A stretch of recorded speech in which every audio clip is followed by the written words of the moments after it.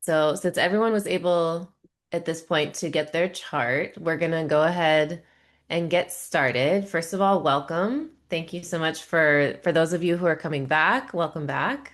Glad to have you back. And for those of us that are just joining, thank you for coming. Um, like I said, we're going to delve more this week into human design. This is part two.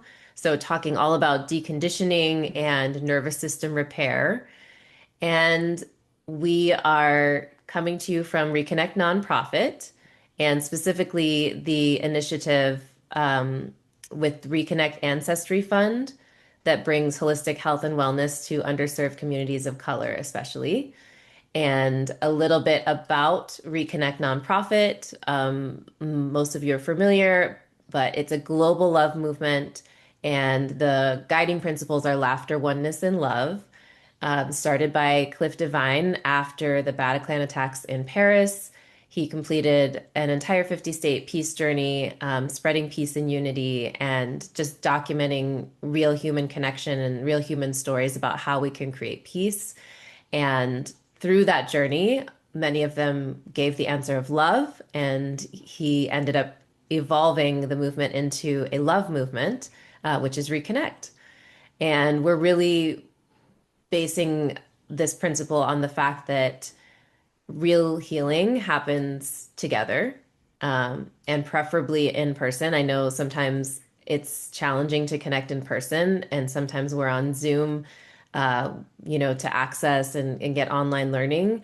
But we at Reconnect are really, really adamant about in-person connection. So we have upcoming events that we'll share more with you about where you can connect in person.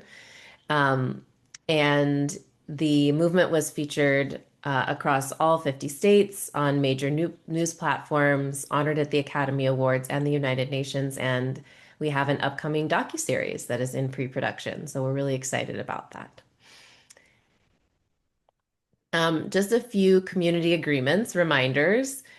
Cameras on when possible. Hi, Marlon. Good to see you. Um, Honor every voice, lived experience, share the airtime, take notes. There will be time for Q&A at the end. So if anything comes up while I'm guiding you through things, just write it down and we'll have time to answer any questions at the end. Some of them I might respond that it's for a more in-depth human design session, and that's okay. There will be a giveaway, so stay into the end to be eligible for that. And I will build in time for you to post a takeaway on social media. For those of us that are new, I'm Megan Devine. I'm an emotional manifester, and I have a lot of experience as an educator. I worked in the South Side of Chicago and then in Watts and Compton, and I'm really adamant about using holistic health as a way to reconnect with ourselves, so that when we reconnect in person, we come from a place of highest alignment. So, our icebreaker question for tonight is just a little reflection on the week. So, what is one moment this past week when you noticed yourself acting from pressure instead of from peace? So, one moment this past week where you found yourself acting from pressure instead of peace. And I'm just going to send us to some breakout rooms so that we kind of each have a little time to reflect and share.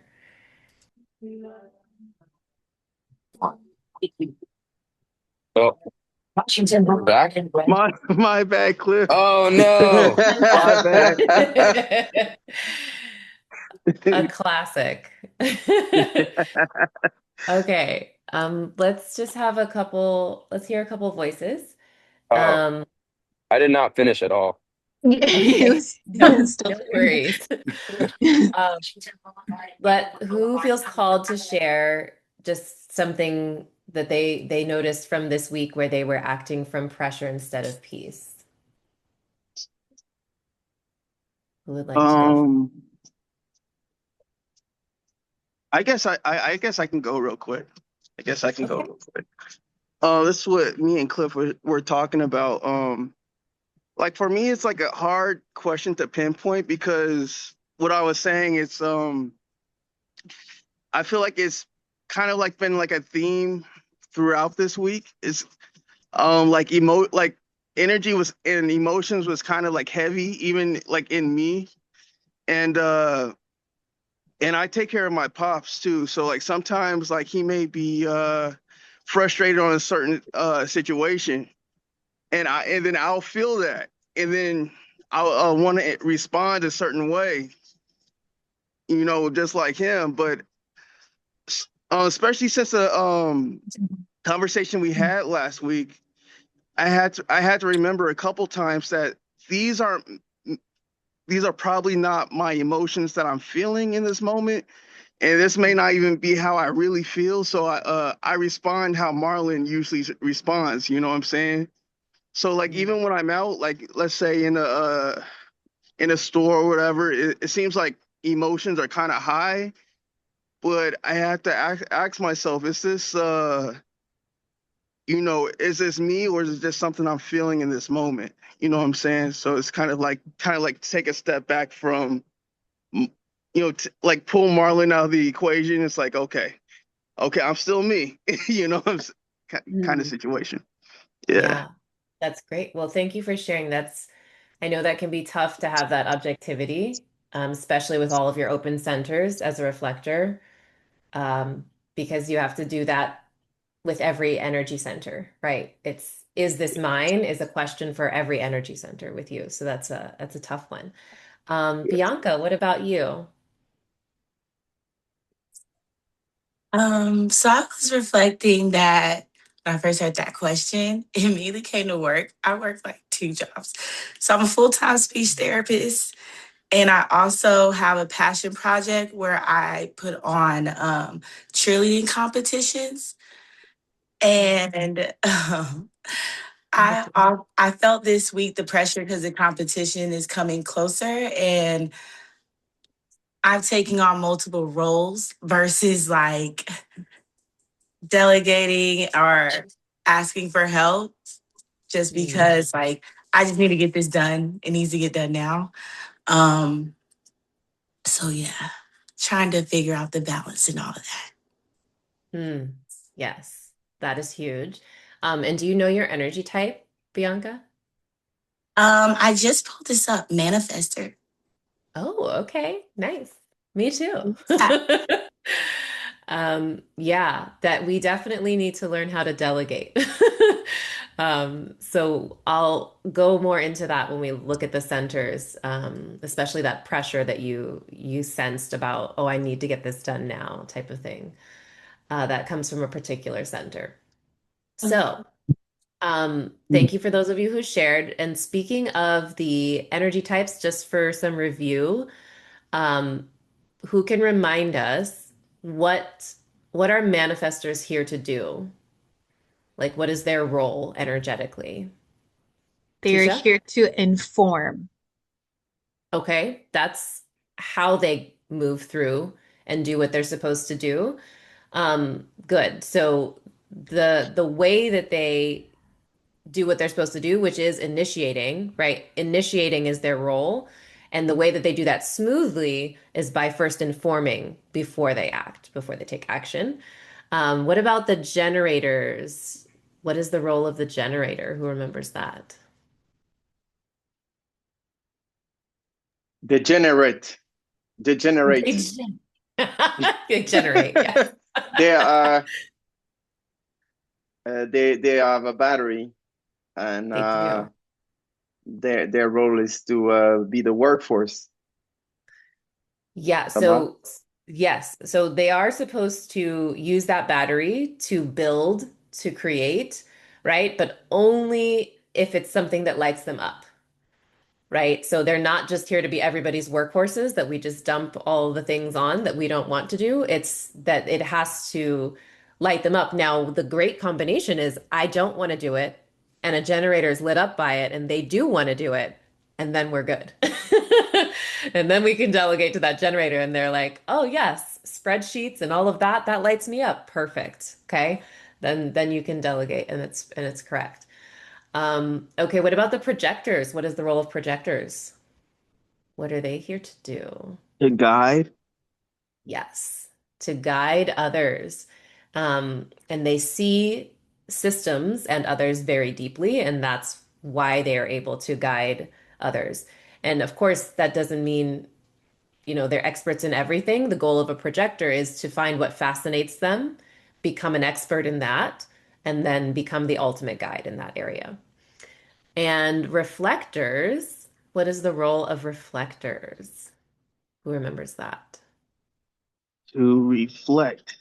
Yes, to reflect. Their goal is to basically be the barometer. They're here to tell us and show us, like, how are we doing as a collective, as a society?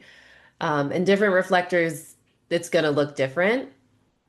Um, like Sandra Bullock, for example, is a reflector, so she does it through her acting, right? Or Teal Swan is, somebody who's in the holistic wellness space. She does it by talking and sharing her thoughts and reflections on society, on gender roles, on all of these things. Like that's just her way of reflecting. Okay.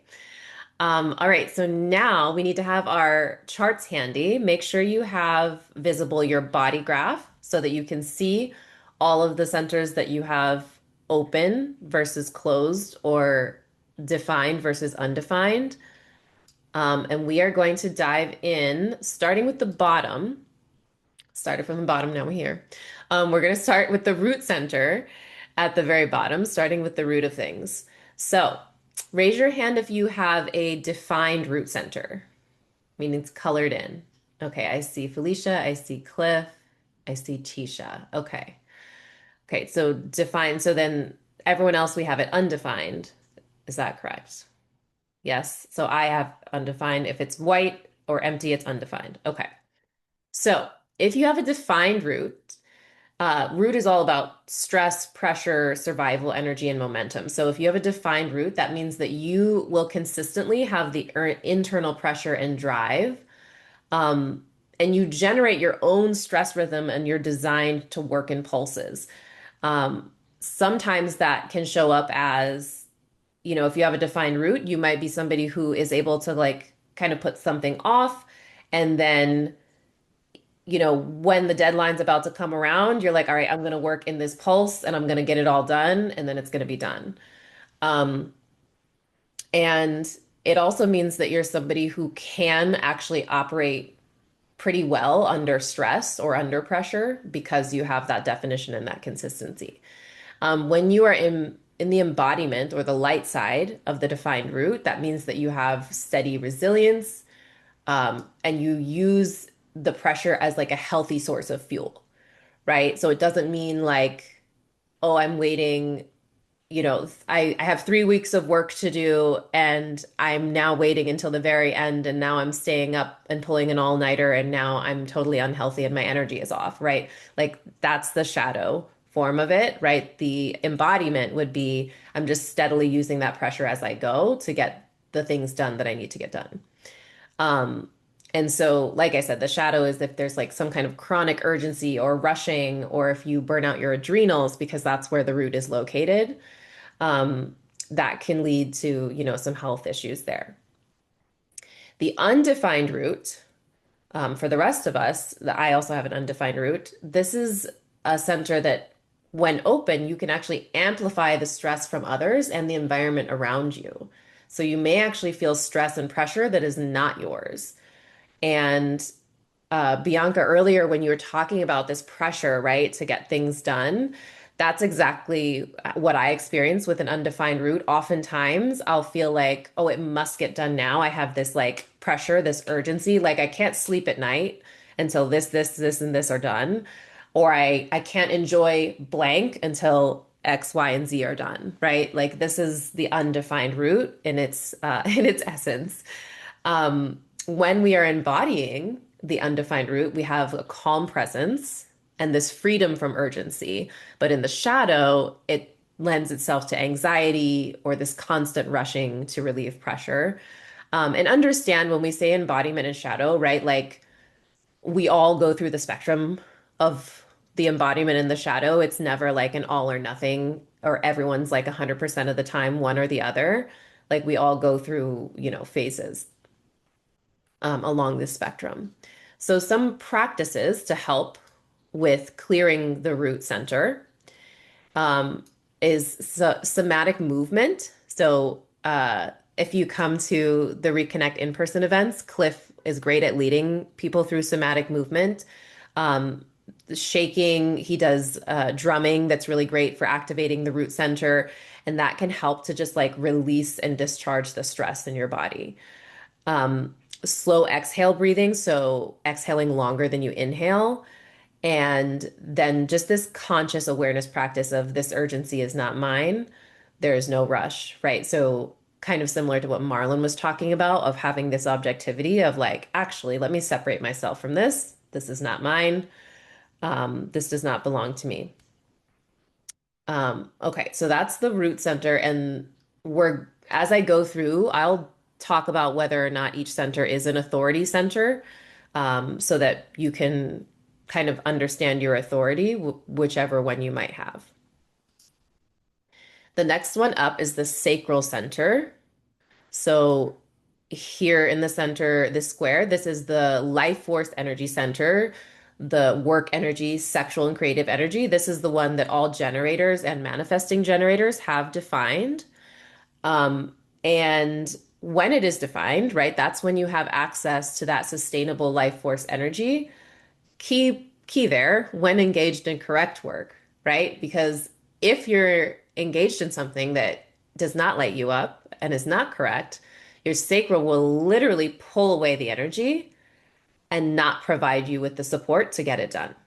So that's when it leads to burnout, right? For generators, the embodiment is feeling satisfaction, vitality, creative flow, right? But then the shadow is that burnout because we forced ourselves to do something that was not correct.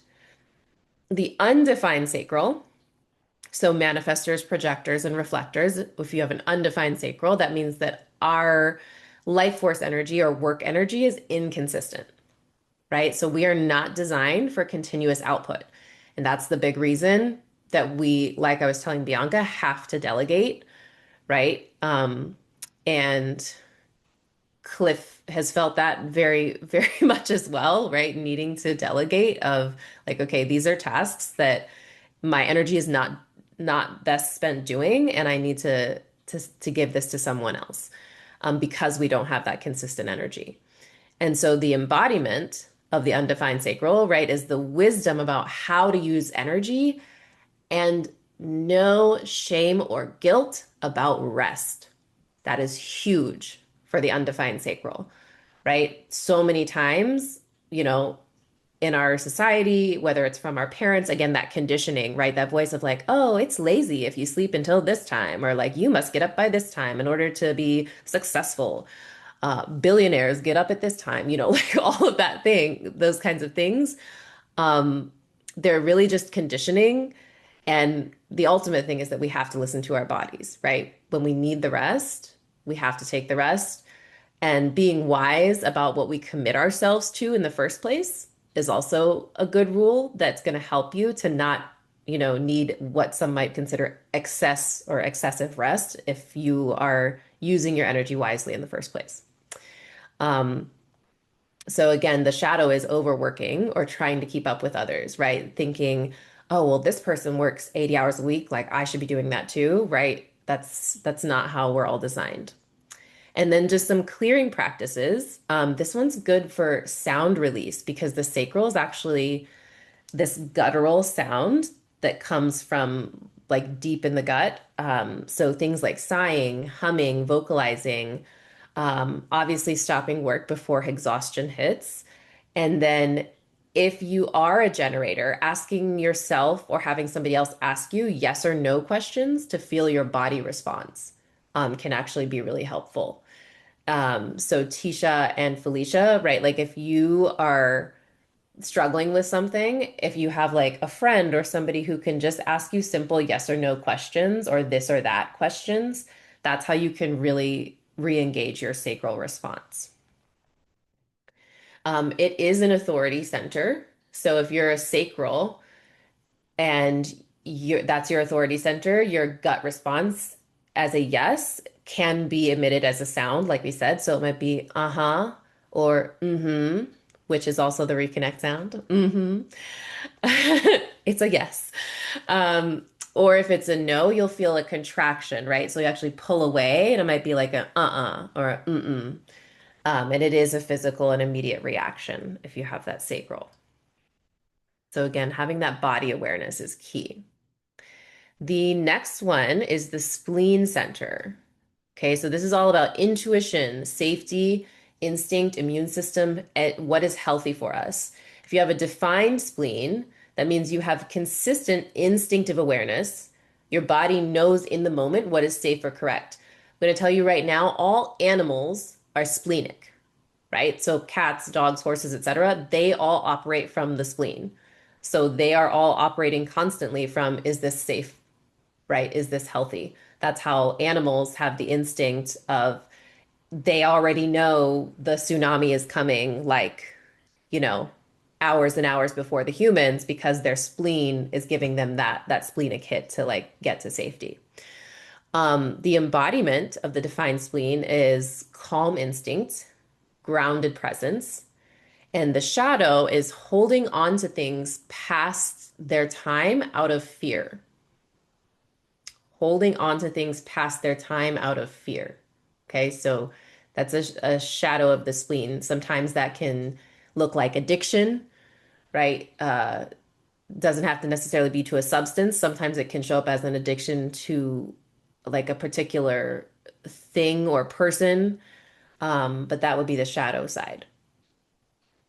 And then the undefined spleen, sorry, that should say spleen, is highly sensitive to others' fear and health energy.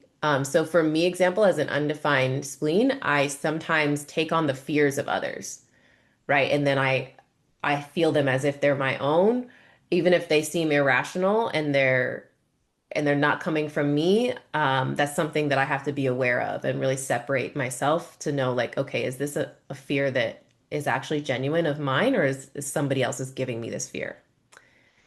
And the embodied version of that is wisdom about health and environments. And the shadow is anxiety and difficult letting go of unsafe situations. So, similar to the shadow of define, whether it's defined or undefined, the shadow is similar there about really, really challenging to let go of unsafe safe situations or things in our life, right? Um, whether it's, you know, substances, food items, or types of eating, or, you know, physical activity, etc. Something that's good to help clear out the spleen is cold water on the wrists or the neck to reset the nervous system. Um, Nature exposure, especially trees, going out and connecting with trees. I'm laughing because Cliff is a splenic projector and he needs cold water like constantly. Like that's his thing. Like always get cold water. He's always hugging trees. So all of this makes perfect sense. But this is, I mean, this is great for everyone to like reset the nervous system. But, you know, forest bathing, grounding, um, really connecting back to nature. Like I said, right? Animals, this is their natural kind of state of being. They're already out in nature, right? That's how they're helping their spleen to maintain its health. And then just doing a body check with yourself, right? Like, do I feel relaxed or contracted? Kind of helping you to understand, like, am I in a fear state or am I in a calm state? And then the splenic authority, it's very, very quiet, speaks in a whisper, and it's an immediate instinct in the present moment. So it does not repeat, and it's very subtle and calm. So you really have to be in a grounded place to receive those messages. All right, the next one is the solar plexus. Raise your hand if you have a defined solar plexus. Okay, Tisha. All right, it's just me and Tisha. So we are the emotionals. Um, so the solar plexus is the emotional center, and the emotionals, if you have the defined solar plexus, we call you emotionals in human design. We have emotional waves, right? It comes with a lot of sensitivity.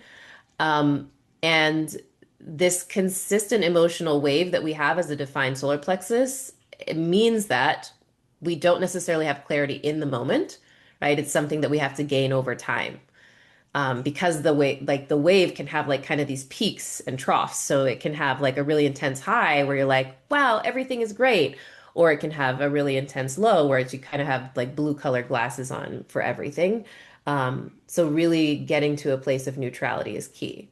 So when we're embodied, we have emotional depth, empathy, emotional intelligence. In the shadow, it lends itself to emotional reactivity, uh, impulsive decisions, and, again, decisions made when we're in like one of the ups or downs of the wave, basically.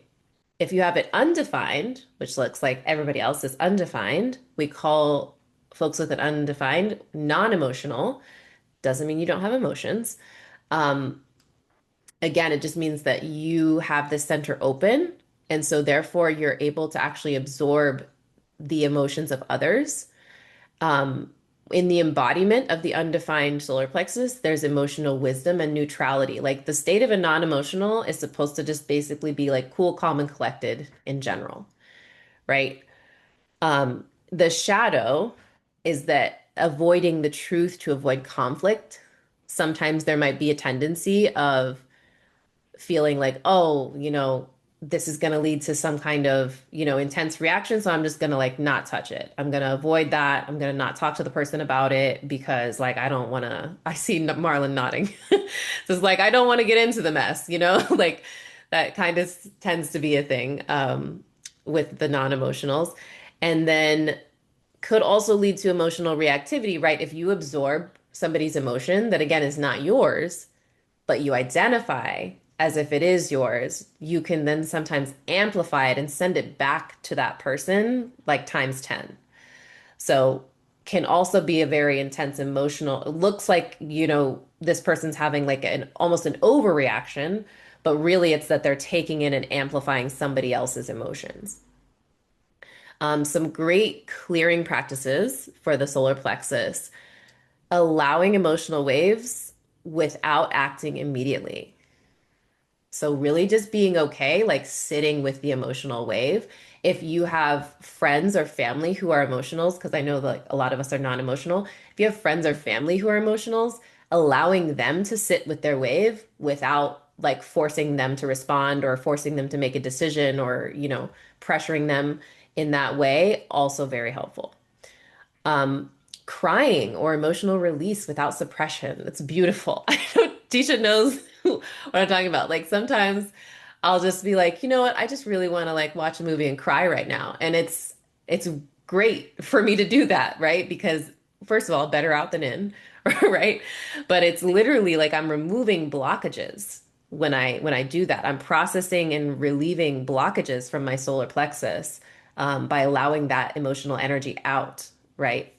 Um, Hand on heart breathing is a good one. And then I love taking baths. Honestly, that's a good one for all of the centers. Highly recommend for anyone who wants to clear anything out to use the bath as a great way for clearing. And again, for the emotional authority, clarity comes over time. So we're never going to decide in emotional highs or lows and wait for that neutrality. And I know, Tisha, you also have a sacral as an emotional generator. Um, so with you, it's waiting for that place of neutrality and then checking back in with your sacral in that gut response in the moment. So when you find that neutrality, check back in with your sacral. Okay. The next one up is the heart, also known as the ego or the will center. And raise your hand, does anyone have this defined? Defined. Okay, Bianca, you have that. And then looks like was that I think Eureka has it as well. But I also have this defined. So the themes of the heart or the ego are, yes, Eureka has it. The themes are willpower, worth, commitment, and material energy. So if you have it defined, then you have consistent willpower and the ability to commit consistently. The embodiment means that we have healthy self-worth, we're reliable with our commitments, And the shadow looks like overworking to prove our worth and people pleasing, um, or overcommitting because we think that committing to all of these things is going to show that we're worthy or prove our worth to someone. If you have it undefined, which was the rest of us there, then it's inconsistent access to that willpower. And you are not designed to prove your worth through effort. If you have an undefined ego, you are not designed to prove your worth through effort. This is something that is really challenging for a lot of people with an open ego to understand that working hard does not is not what gives you your value in life, right? Or being seen working hard. So the embodiment is this freedom from needing to prove yourself, and then the shadow is overcompensating, overpromising, and under-delivering. So sometimes what happens with the undefined heart is that they want to make promises because they're like, oh, this person's gonna love it. Like I want to do this and this for them. Like it's gonna be so great. But then they don't have the willpower to back it up, and then they fall through on the commitment, and then ultimately the person is disappointed, right? Because they couldn't actually fulfill what they committed to. So really, really best to only commit to the thing. If you have it undefined, obviously you should only be committing to whatever it is that your authority center gives you the green light for. Um, some clearing practices, again, some hand on heart breathing for the heart chakra that it's aligned to. Saying affirmations like I do not need to prove myself. I am worthy of love. I know that's one of my favorite ones that Cliff shares is I am worthy of love, right? It's the heart is really about worthiness. And then only committing when something is fully aligned. And the having an ego authority is rare. It's usually only in manifestors that would have that. And it's really guidance that comes from whatever their genuine desire or heart-based will is, that's what they are supposed to be doing. So if that's their authority, then that's what they're supposed to be committing to. All right, the next one up is the G center. So this G stands for guidance, right? It's all about identity, love, direction, and sense of self. So if you have, raise your hand if you have a defined G center. Okay, so Bianca, Tisha, Felicia. Nice. So the defined G center means that you have consistent identity and internal direction. Um, Embodied looks like a stable sense of self, right? Meaning like you know who you are wherever you are, whoever you're around. Um, my favorite example is my best friend Brad, who has the defined G center, and it doesn't matter like where in the world he is, he will be the same person consistently, uh, for better or worse. He will just show up as himself. Um, and in the shadow, this can look like rigid identity or resisting change. So this is one that I see more often in my mom who she has a defined G center, but for with her that looks kind of more like resisting change, even though it's good or healthy for her, and is something that will help her. The undefined G center means that we have a fluid identity, so highly influenced by the environment and people. And the embodied version of that looks like, holding wisdom about environments and love because we're able to kind of experience those through ourselves. And then the shadow is searching for identity externally. So this kind of constant need or seeking of, oh, but maybe I should be like this person because, this person looks like the kind of person that I should be if I'm supposed to do this career or whatever it is, or looking on social media and trying to say, "Oh, but should I do that? Because that person seems like they're happy doing that." It's like a lot of looking outside yourself, to have other people kind of confirm your identity. And some good clearing practices for this are environment is key, right? So spending time in environments that actually feel good, that feel aligned for you. Self-touch, so massaging yourself, using tapping. Again, this area tends to be the chest area is like where energetically the G center is housed, but I highly recommend self massage, in all areas. because it really does help ground yourself back to you. And then asking kind of, Marlon's question for life, which is, does this feel like me? But in regards to he asked that about everything, right? But this is something that we can ask when it comes to me as like my identity, my person. Does this feel like who I am, basically? And there are some G Center authorities, like my friend who's a projector. So that their guidance really comes from speaking out their sense of direction and identity alignment. So literally, my friend is just supposed to talk about the decision, and then he's not supposed to get the feedback from the other person, but rather he's supposed to listen to himself talk and hear how he feels about it. And that will be his guidance as to whether or not he should make that decision.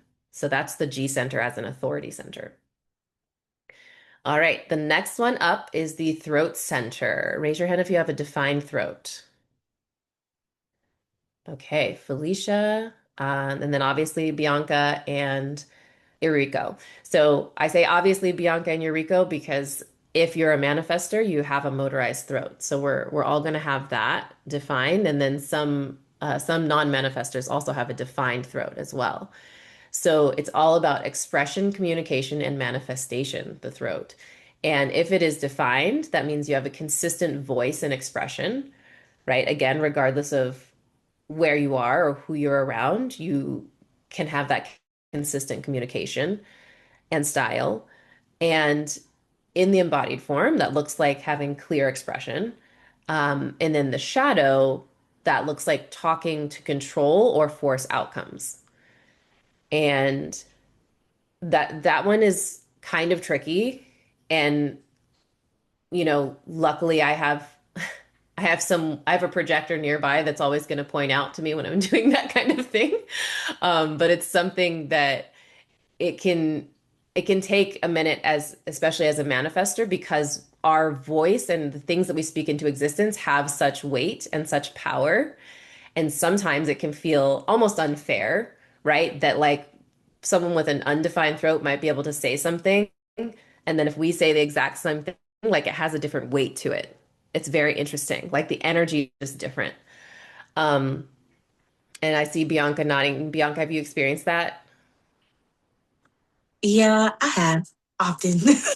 often? So, learning to just, yeah.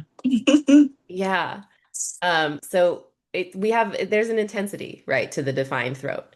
Um, and with the undefined throat, that just means that it's inconsistent expression and they can amplify others' voices. Um, so, with Cliff, for example, that lends itself well when he's acting and doing all the characters and the voices. That's great because he's able to like pull in and create and amplify kind of other unique voices that are not only his. So in the embodiment of that, it looks like wise and impactful speech. And then the shadow of the undefined throat is speaking for attention, right? So speaking just for the sake of being noticed or, having all eyes on you as opposed to speaking to add value, right? Which is the ultimate goal of when anyone is talking, right? The ultimate goal should be speaking to add value. Some clearing practices for the throat. Good ones are humming, singing, chanting, gargling, especially with salt water. Speaking truth aloud privately. And I put in all caps, so good. Like, so good. I can't tell you the number of catastrophic arguments that have been saved because I went to the car and I yelled everything that I wanted to say, but didn't say to that person. And it was just beautiful, because I got it out. You clear out the energy, and that person never had to hear it. And it's just between me and God. So I really, really recommend that. Speak out loud to yourself, yell out loud if you need to. Go into the mountains, go into nature, whatever you need to do.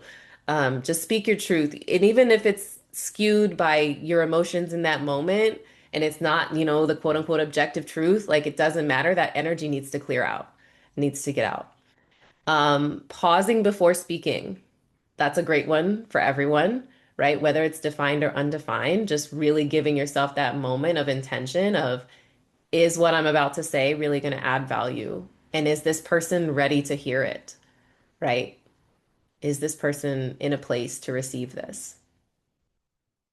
And then the throat is not an authority center. All right, the next one up here is the Ajna center. So this is all about the mind, the concepts, thinking, beliefs. And if you have a defined ajna, raise your hand if you have ajna defined. Okay, Bianca, Yuriko, Felicia. Nice. So this means that you have a consistent thinking style, and the embodiment of that looks like mental clarity and focus. The shadow looks like rigid thinking or needing certainty.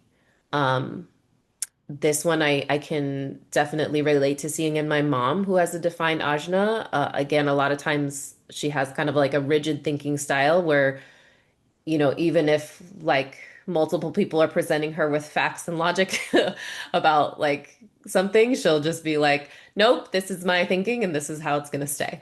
Um, and the undefined ajna, that means that we tend to have more flexible thinking. Uh, it's literally, the definition of an quote unquote open mind, right? If you're open minded, your ajna is open usually. Um, and the embodiment is open minded wisdom. The shadow is anxiety, needing to have answers, thoughts, or opinions, um, or feeling like you need to have those things, right? Folks with an open ajna are not necessarily supposed to have thoughts or opinions on everything. So when asked or pressed, like, what do you think about this situation or this political thing, etc., if you have an open ajna, you are not necessarily supposed to have those types of thoughts or opinions, or you don't need to, and don't need to feel pressured to. I know a lot of us when we're growing up in school, there's this pressure to like, you must formulate an opinion on this, you must have an answer for this, right? But again, that's conditioning, so letting that go. Some good clearing practices for this are writing your thoughts down, highly recommend. Meditation, highly recommend transcendental meditation if you haven't tried it. It's a beautiful way to really just like release the judgment of our thoughts and our thinking, and not the pressure of like, oh, they must all go away and we're banishing our thoughts. It's just like a very beautiful method of meditating where you just kind of let them be, and don't let them bring you down or bother you in any way.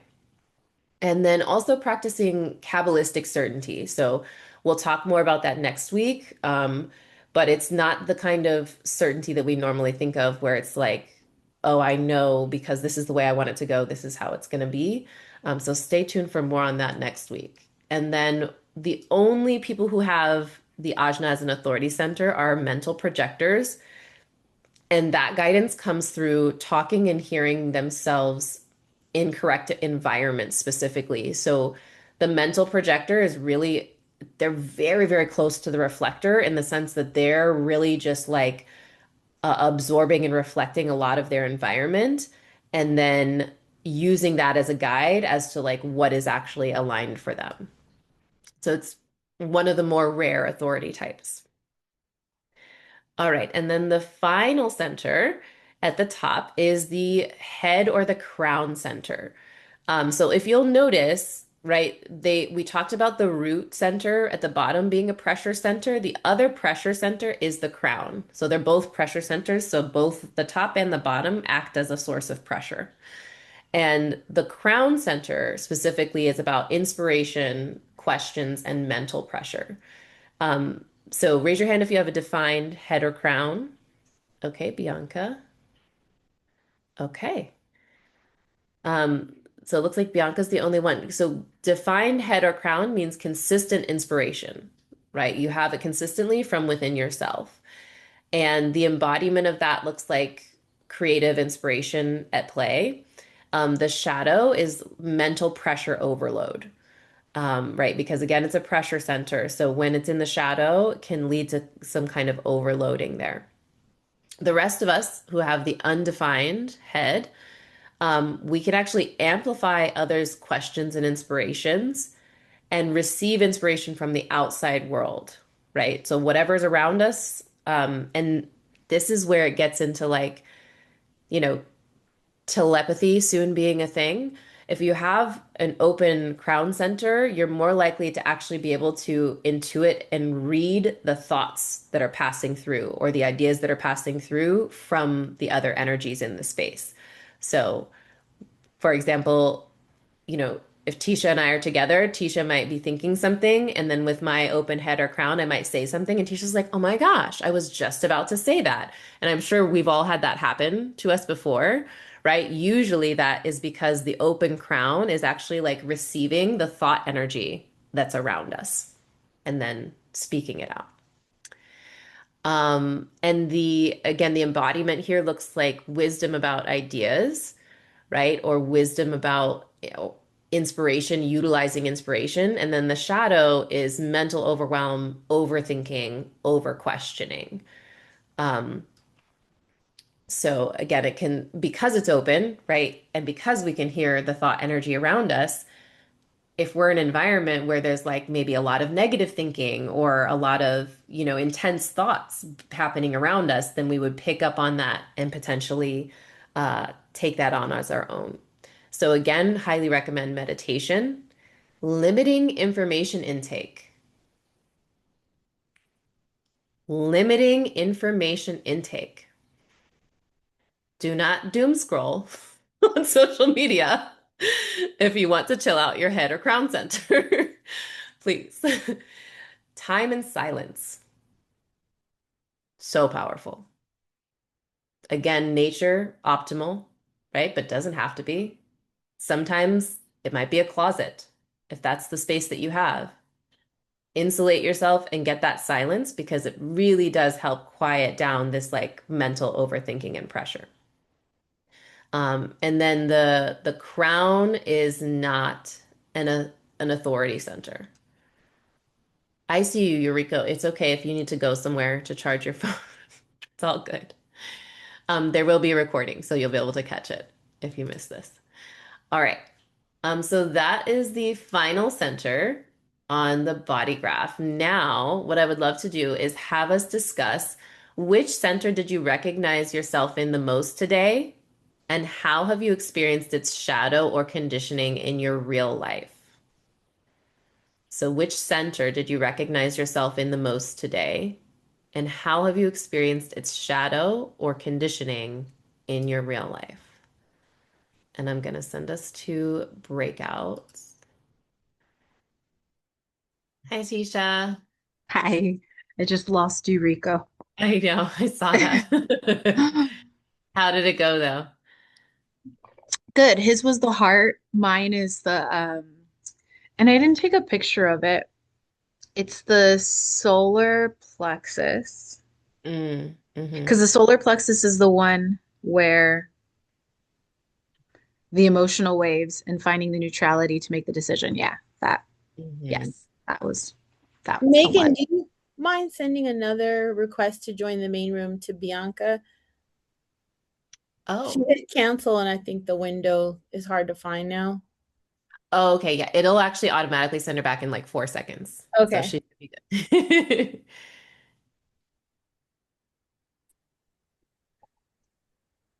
Hello, hello. Yeah, I definitely understand. Hey, y'all. Hi. Okay, so let's have a couple of voices share out. Um, Tisha, you were in the middle of sharing, so why don't you share yours that you Mm-hmm. landed on? Yeah. So the center that I recognize myself being in the most today would be the solar plexus. Um, and let's see, and how have you experienced? Well, I guess I'll just share what I shared because maybe it wasn't exactly this, but um, as I've been making decisions, specifically in this last week, um, I've been very much aware of how much sometimes I will put on my plate as far as scheduling. And so I've been taking time to pause before I put things on my schedule and being able to communicate that so that what I put on my schedule is something that not only I'm aligned with, but is something within my capacity. Hmm. Um, so I found myself, I guess, in that solar plexus a lot this last week. And it's felt really good. It's Nice. felt very good. That's beautiful. Yeah, I mean, pausing is huge when you're an emotional. And I love that you said communicating that, right? Because it's also a big thing that, in business and the fast-paced world that we're in, being able to say, hey, I need more time with this, or, I'll get back to you in X amount of days, and not feeling that pressure to like rush and just pile things on, basically. Beautiful. And let's see. Let's have another voice. Felicia, why don't you share yours? I definitely saw myself in the sacral center, and that is my authority center. I was sharing with Bianca, I thought of a recent example where I'm in between work right now. I got laid off last month, and I had an opportunity where someone asked me to come on as a contractor for them, and I evaluated it, and I just knew I was unenthusiastic about it. So I said no. And it felt great to be able to say no, to not feel like I have to do this because I need to make the money, but I'm going to pick very much what aligns with me and say no to the rest after being like a 9 to 5er where, you don't always get to pick what you work on. So that definitely resonated. Hey, I love that. Yes, using the sacral, how it's meant to be used to decide what's actually aligned. I love that. Um, Anyone else who would like to share out what they noticed about themselves? Yes, Cliff? About the crown, I feel at night, before sleeping. Sometimes a lot of people are like talking to me, so many different platforms nowadays. People be texting you, emailing you, social media, you like so many platforms, and I feel sometimes I have a responsibility to reply at Hmm. some point, and then it's 10, and then it's 11, then it's midnight, and then I cannot sleep because I'm overthinking of so many different people, so many different energy. And I was Mm. sharing with Marlon that every choice is like there's this French philosopher that says that the freedom is in the choice. The freedom to be free or the freedom to not be free.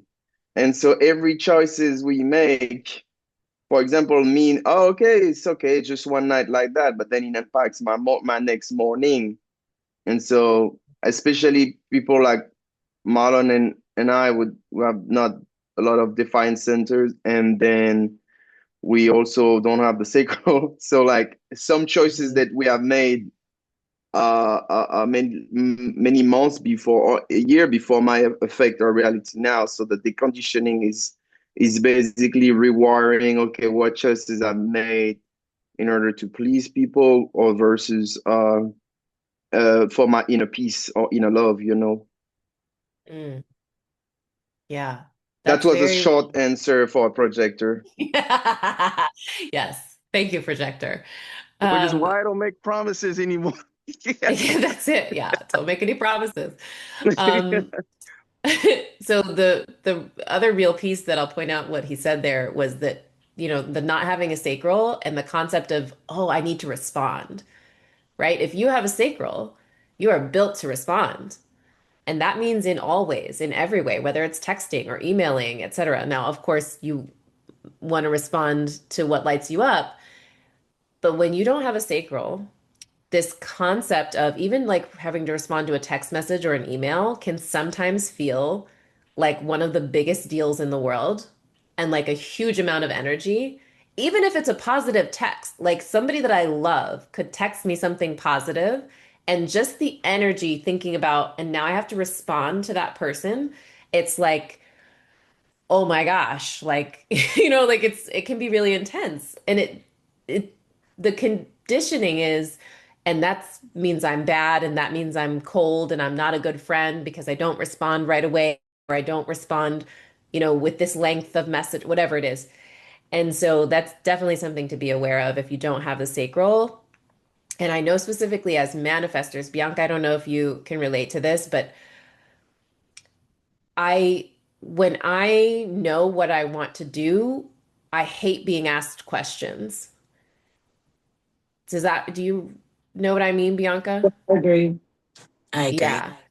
It's like, and I see I'm Marlon just nodding too. Yeah. It's like, it's painful because it's like, Mhm. I already am trying to use my sacral to do something to initiate. And so even if the question is something mundane or it's going to help me if I answer it, the person's trying to help me, it doesn't actually matter. My sacral is like, no, I'm locked in. I'm using the energy that I have, my reserves for whatever it is I'm initiating, and then any other like requirement of now you need to respond, it just feels draining. Um, You're so the yeah, manifester, right, Megan? yes. So I Hmm. remember you talking about, you initiate things, but you have to inform as a strategy.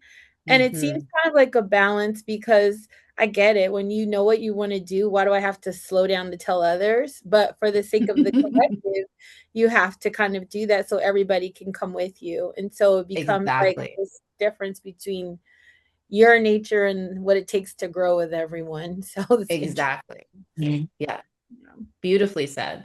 Because So, what if yeah. somebody, yeah, like what if somebody wants to join Mhm. or help or be a part of it, right? Like, and part of my life theme is building community.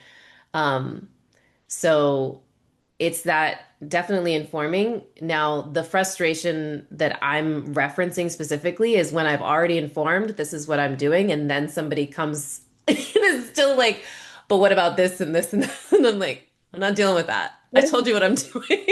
Mhm. Dynamics, man. But you're spot on, Felicia. Like that's why we need to inform, period. Like absolutely.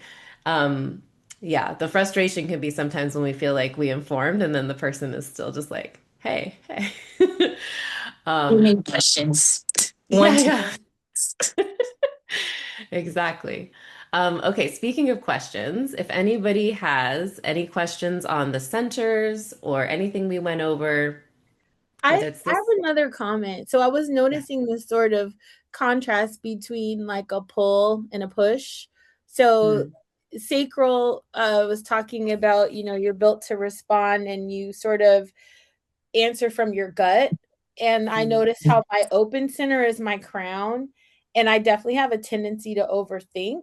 And so I was wondering, do you find with a lot of the human design charts, there is that like pull and push of like, I guess you're stronger in one area and then weaker in another if there's some sort of mirroring of what's open and what's filled.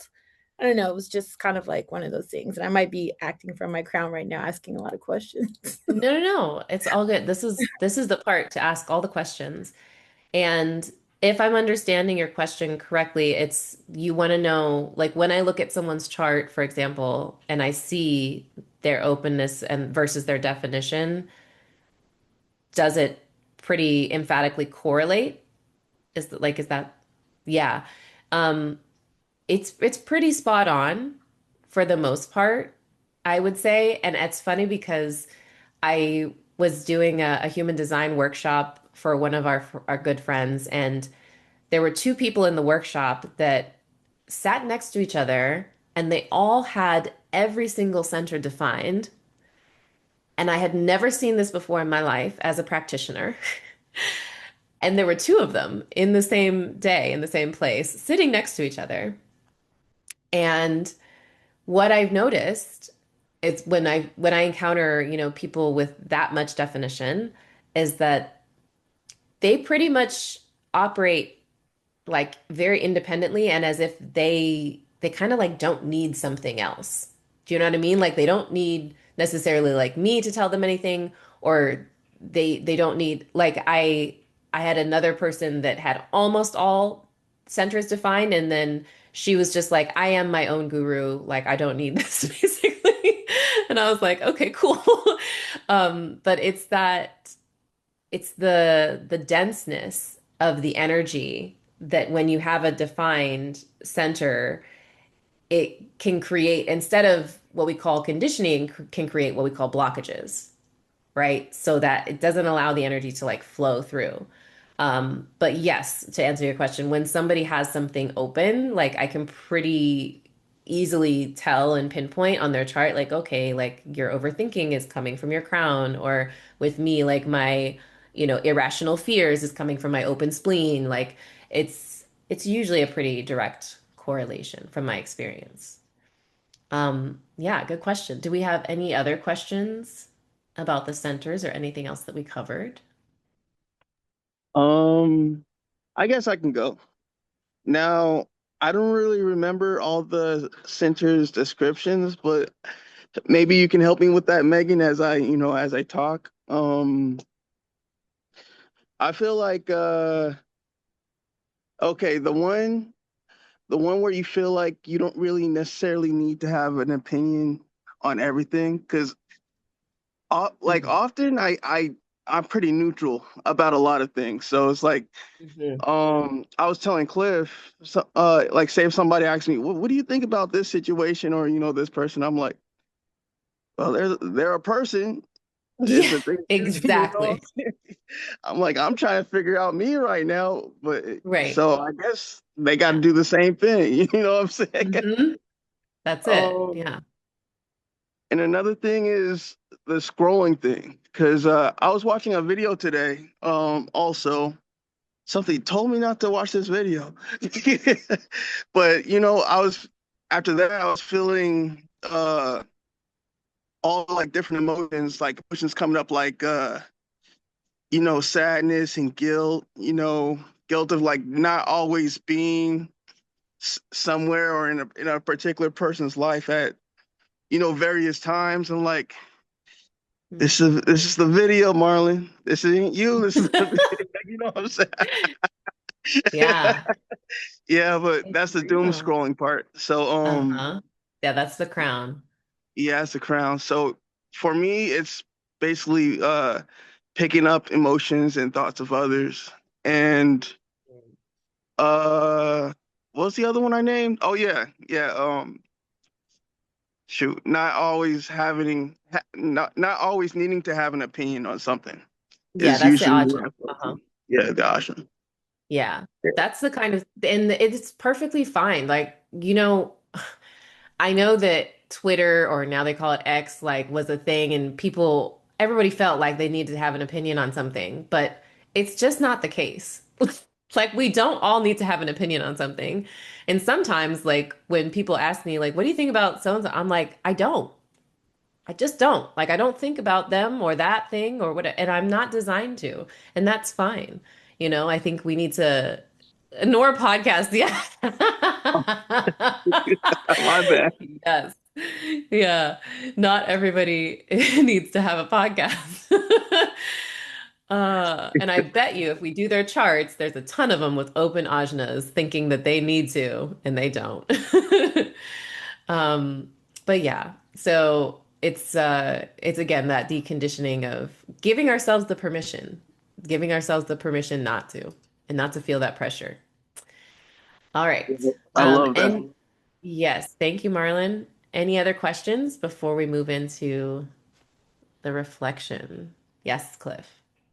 As a projector, in order to guide people, is there some energy types that I should ask less question and give more like sentences versus other that I can ask questions?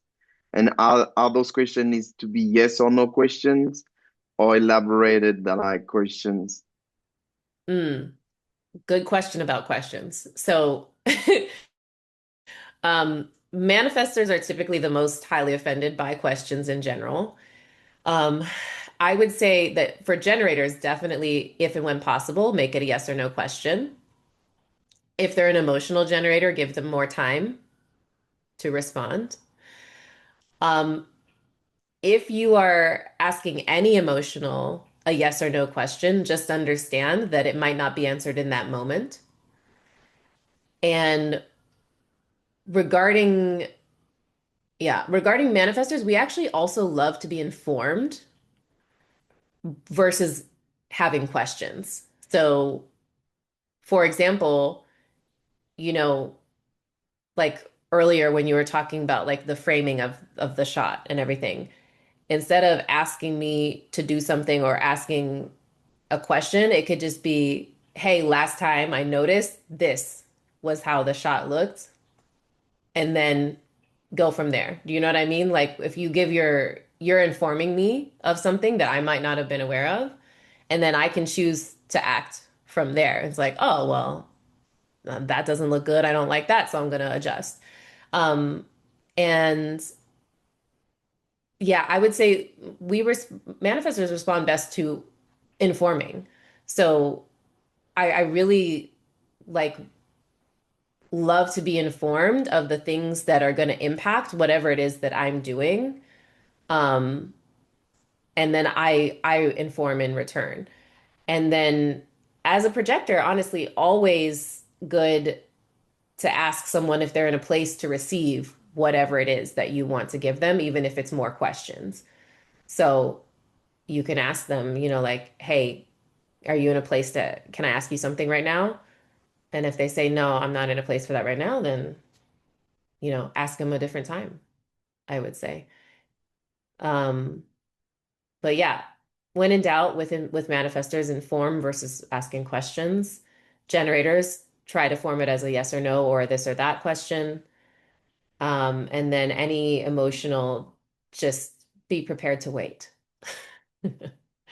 basically. And what about manufacturer generator and then reflectors? Manifesting generators, you can ask them yes or no questions, the same as generators, um, if they're non-emotional. And if they're an emotional, you can still ask them a yes or no question, but you might just have to wait for your accurate response. They could answer in the moment. You might not know whether or not it's accurate. And then for reflectors, Marlon, you can probably speak more to this, but from what I know of reflectors being that open, I think it's more about like I'm sure they can love to have questions when they're in a space to respond. But Marlon, tell me, I mean, based on your energy, I know you might not always have the energy to respond necessarily to all questions, but how do you feel as a reflector being asked questions? Now, questions in general. I mean, that's kind of, I would throw it Like, back to you, Cliff. Like, is it just general questions or is it like he's in the middle of something and you're asking him a question or like what kind of question? Yeah, it's questions in order to guide someone. This questions about their self development. I see. questions about myself and development. Shoot. um. Well, that's it. Uh. Question answered. Question is that. Did I answer it?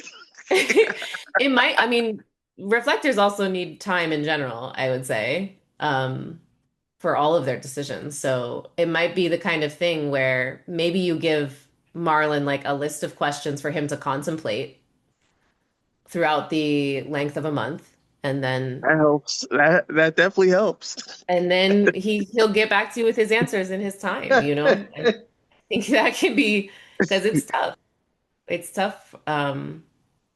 Yeah, it is. So all of those questions, Cliff, then you were saying like from a self-development perspective, not from like an in the moment type of thing necessarily. Okay, yeah. I think. Um, Yeah, I think my thing is like being put on on the spot in general. You know, mm, okay. maybe. Yeah, that makes sense. Let me get back to you on that one. Yeah, exactly. Perfect.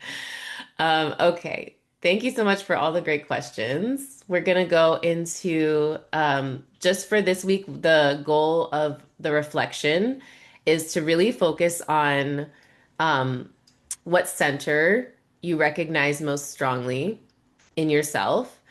And where are you operating from pressure instead of inner authority? So I know like a lot of us talked about like the crown, for example, as like an overthinking type of pressure. Sometimes that means we might, think we should do a certain thing. So we say yes to doing a certain thing as opposed to actually listening to our body or our sacral or our other authority center. Bianca, what is your authority as a manifester? Ego. Okay. So for you, it's the ego. For me, it's the solar plexus as an emotional. Cliff is splenic, for example. So it's making sure he's not overthinking, but operating from the spleen.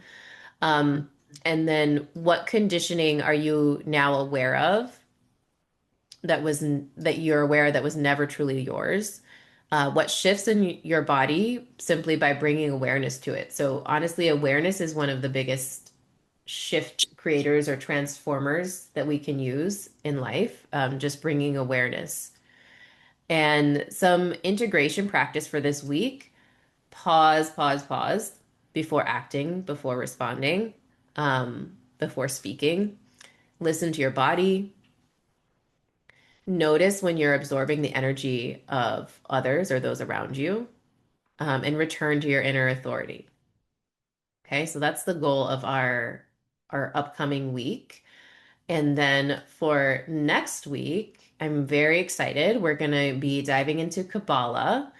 And we're going to talk about the concept of light and how it flows through your life, the concept of certainty from a Kabbalistic perspective, how ancestral patterns shape your nervous system, and the different concepts that the Kabbalists talk about when it comes to, what our soul chose coming to this life, um, the role of responsibility in transforming your own reality. A lot of Kabbalah is about putting the onus and the responsibility back on ourselves for our own change and transformation in life.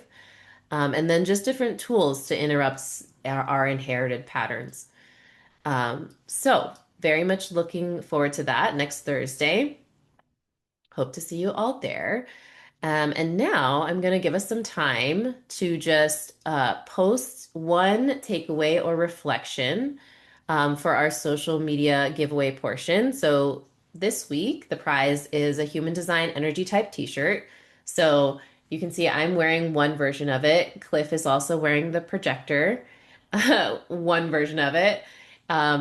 You see some others on screen. And I will be sending you the link to my merch shop in order to select whichever t-shirt you prefer, based on your energy type.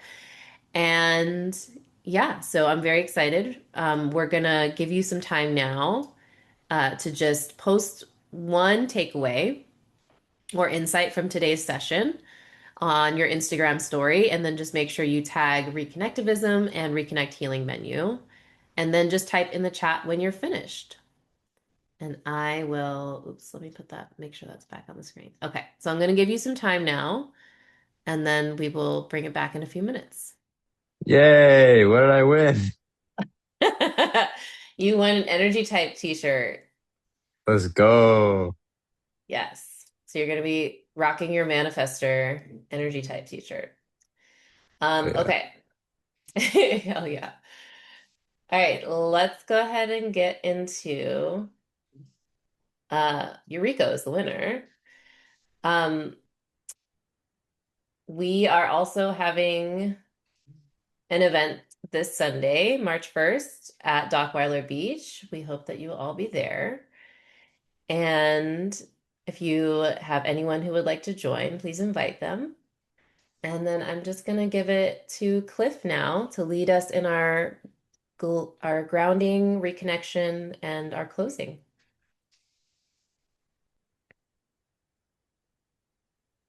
Everyone, we're just gonna take this next and last 5 minutes to just reconnect together. We're just gonna do like some a box breathing, and then we're just gonna basically manifest love and then manifest the protection of love. So we're gonna start with box breathing. So basically, you inhale in 5, then you hold in 5, then you exhale in 5, then you hold 5, and then etc. So everybody's ready. Mm-hmm. Mm-hmm. So the thing is, at every 5, I'm gonna introduce this reconnect bell. I don't know if you see it.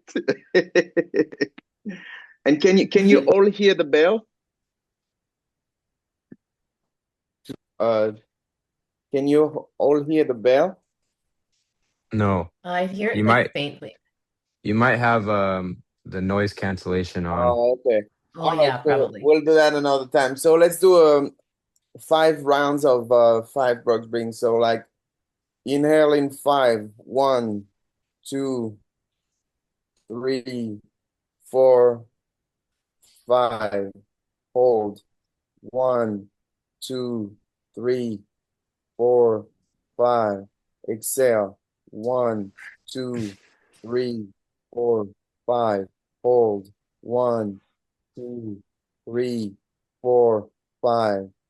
Inhale 1, 2, 3, 4, 5. Hold 1, 2, 3, 4, 5. Exhale 1, 2, 3, 4, 5. On your own. Hold 1, 2, 3, 4, 5. Continue without my voice.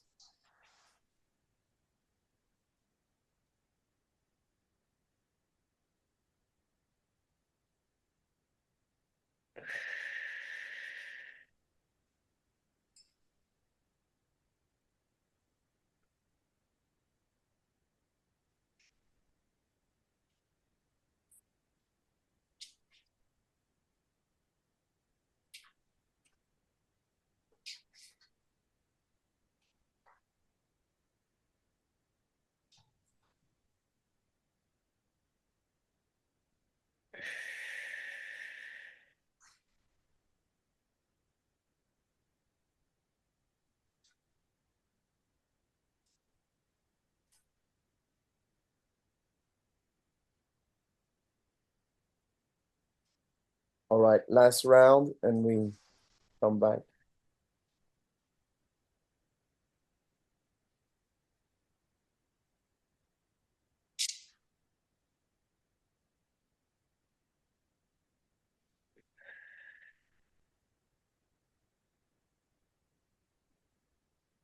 All right, so the next exercise is basically we're gonna repeat in our mind a mantra, and this mantra I was going to use the bell because they are like waves, but I'm just gonna tell it you. So we're gonna start the mantra in our mind, and then we're gonna whisper it, and then we're gonna talk it, then we're gonna whisper it, and then we're gonna go back in our mind. The mantra is I'm worthy of love. So we think it for like 20 seconds. I will keep the time, and then after I will tell you, okay, whisper it, then talk it, but then the mantra will change from I'm worthy of love to I protect my love, from talkative to whispering to in the mind. I will guide you as we go along. Are we ready? Yes. So we start in our mind to close your eyes and repeat, I'm worthy of love. I'm worthy of love. I'm worthy of love. I'm worthy of love. Just in the mind.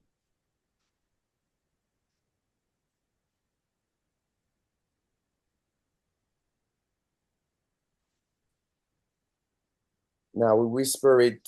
I'm worthy of love. I'm worthy of love. I'm worthy of love. I'm worthy of love. I'm I'm worthy worthy of of love. love. I'm worthy of, I'm worthy of, worthy of love. I'm worthy of love. I'm worthy of love. Now I'm we worthy of, talk it. I'm worthy of love. I'm I'm worthy worthy of of love. love. I'm I'm worthy worthy of of love. love. I'm I'm worthy of worthy love. of love. I'm worthy of love. I'm worthy I'm of worthy love. of love. I'm worthy of I'm love. worthy of love. I'm worthy of love. I'm worthy of I'm love. worthy of love. I'm I'm worthy worthy of of love. love. I'm I'm worthy of worthy love. of love. I'm worthy of love. I'm worthy of love. I'm worthy of love. I'm worthy of I'm love. worthy of love. I'm worthy of love. Now we I'm worthy. reverse, we protect it. I protect my love. I I protect my love. protect my love. Protect my I love. protect my love. Protect my love. I protect my love. I protect my love. I I protect protect, my love. I I protect protect my my love. love. I I protect my protect love. my love. Protect my love. Protect my Protect love. my love. I protect my Protect love. my love. I Protect protect my my love. love. Now we whisper it. I protect my love. I protect my love. I protect my love. I protect my love. I protect my protect protect protect protect And now just in the mind, I protect my love. I protect.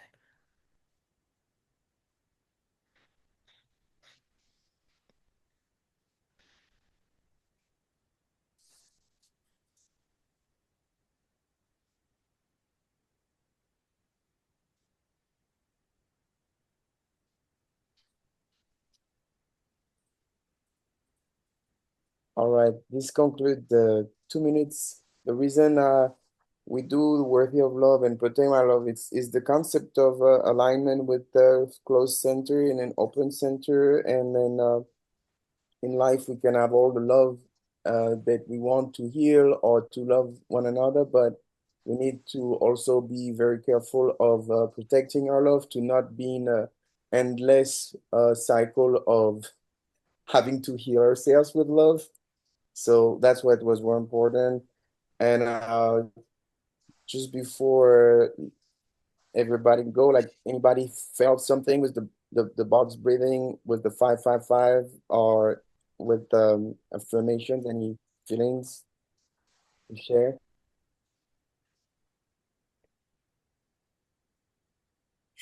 Um, well, a feeling that came through for me was just feeling more grounded.